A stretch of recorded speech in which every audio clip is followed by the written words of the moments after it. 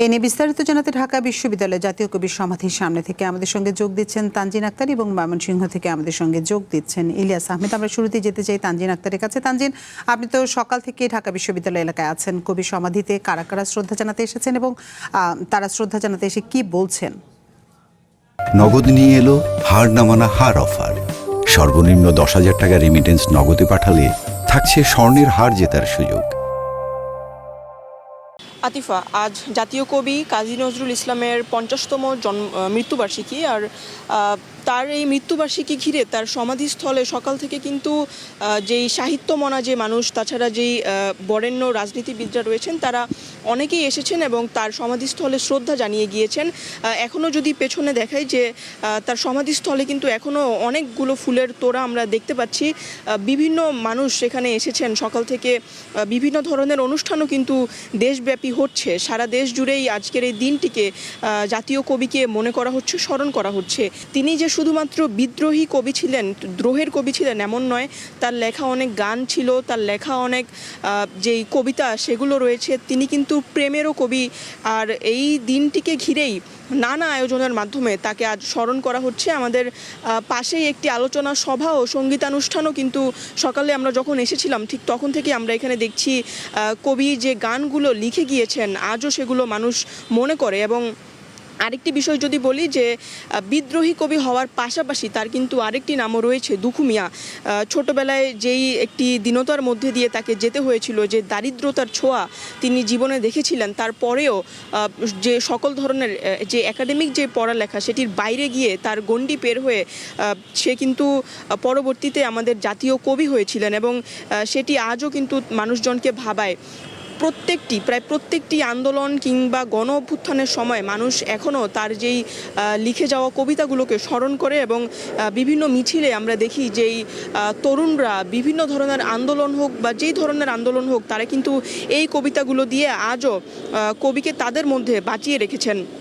এছাড়াও তিনি তার যে শৈশবের দারিদ্রতার কথা তো বলেছি, তার শৈশবে যে প্রতিকূলতাগুলো, তিনি প্রত্যেকটি প্রতিকূলতার সঙ্গে লড়াই করে বেড়ে উঠেছেন এবং পরবর্তী সময়ে সাহিত্য, সঙ্গীত ও সাংবাদিকতার মাধ্যমে তিনি যে বাংলা ভাষা ও সংস্কৃতি চর্চা করেছেন, সেখানে তার একটি বাংলা সাহিত্যের জন্য তার একটি অসামান্য অবদান তিনি রেখে গিয়েছেন আমাদের মাঝে।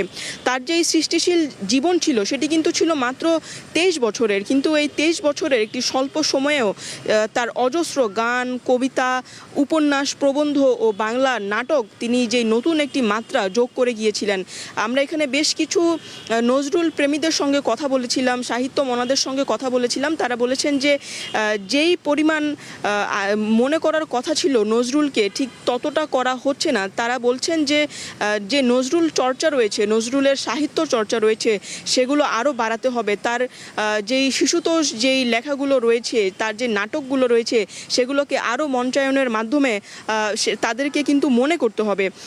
এছাড়াও আমরা এখানে আরও যারা এখানে গান পরিবেশনা করছেন, আমরা তাদের সঙ্গেও কথা বলেছিলাম এবং আমরা সকালবেলা যে এখানে যারা সমাধিস্থলে শ্রদ্ধা জানাতে এসেছিলেন তাদের মধ্যে ছিলেন যে বিএনপির ভারপ্রাপ্ত মহাসচিব রুহুল কবির রিজভী। তিনিও কিন্তু 24-এর যে আন্দোলনটি হয়েছিল, গণ অভ্যুত্থান হয়েছিল, সেখানেও নজরুলের যে কবিতা সেটির অবদানও তিনিও কিন্তু বলে গিয়েছেন। আতিফা। তানজিন, আপনাকে অসংখ্য ধন্যবাদ আমাদের সাথে যোগ দেবার জন্য। এবার আমরা যেতে চাই ময়মনসিংহের ত্রিশালে। সেখানে আছেন আমাদের আরেক সহকর্মী ইলিয়াস আহমেদ। ইলিয়াস, কবি মৃত্যুবার্ষিকীতে ময়মনসিংহে আজকে দিনব্যাপী কি কি আয়োজন রয়েছে আর এই মুহূর্তে কি ধরনের আনুষ্ঠানিকতা চলছে সেখানে?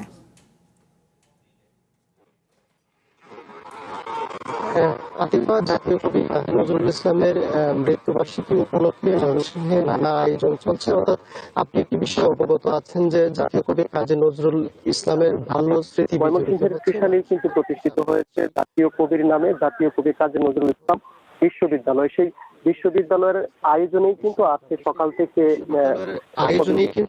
সকাল থেকে কবির মৃত্যুবার্ষিকী উপলক্ষে আমরা দেখেছি কেন্দ্রীয় মসজিদে কোরআন খতম করা হচ্ছে এবং এই মুহূর্তে কিন্তু বিশ্ববিদ্যালয়ের যে শিক্ষকরা রয়েছেন তারা কিন্তু জাতীয় বার্ষিকী উপলক্ষে তারা শ্রদ্ধাঞ্জলি জ্ঞাপন করবেন। অর্থাৎ কবির ভাস্কর্যে সেই শ্রদ্ধাঞ্জলি জ্ঞাপন করবেন। আমরা দেখেছি জাতীয় কবি কাজী নজরুল ইসলামের এই মৃত্যুবার্ষিকী উপলক্ষে কিন্তু 3 দিন ব্যাপী অনুষ্ঠানমালার আয়োজন করা হয়েছে। অর্থাৎ আজকে বাদ জোহর, দোয়া এবং মিলাদ মাহফিলেরও আয়োজন করা হয়েছে। এরপর 30 এবং 31 আগস্ট কিন্তু সেই আবারও যে অনুষ্ঠানমালা রয়েছে তাদের সেই অনুষ্ঠান সম্পূর্ণ করা হবে। এরপর পুরস্কার বিতরণী করা হবে। অর্থাৎ বলা যায় যে জাতীয় কবি কাজী নজরুল ইসলামের বাল্যস্মৃতি বিজড়িত ময়মনসিংহের ত্রিশাল এবং ময়মনসিংহ শহরেও কিন্তু নানান যে অনুষ্ঠান সেটি কিন্তু করা হচ্ছে। আমরা এই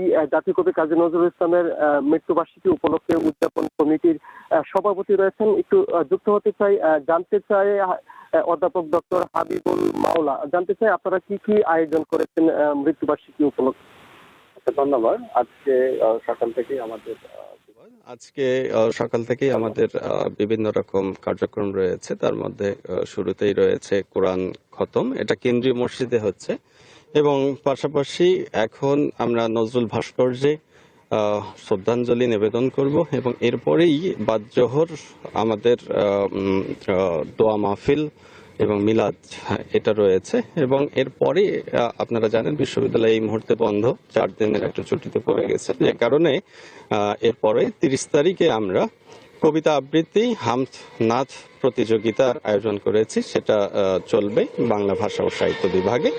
এবং পরদিন 31 তারিখ নজরুল মৃত্যুবার্ষিকী উপলক্ষে আমরা সেমিনারের আয়োজন করছি, এবং সেখানে পুরস্কার বিতরণী পর্ব সম্পন্ন হবে। তো সবকিছু মিলে আমরা 3 দিন ধরে নজরুলের এই মৃত্যুবার্ষিকী উপলক্ষে বিভিন্ন অনুষ্ঠান সূচি রেখেছি।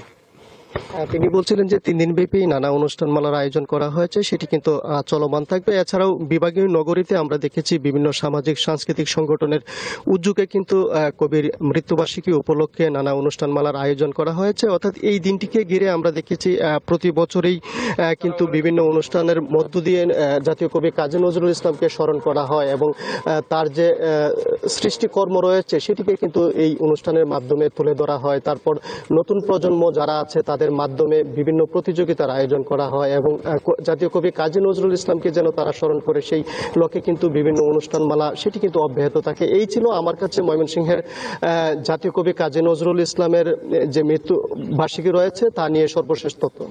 ইলিয়াস আহমেদ, আপনাকে অসংখ্য ধন্যবাদ আমাদের সাথে যোগ দেবার জন্য।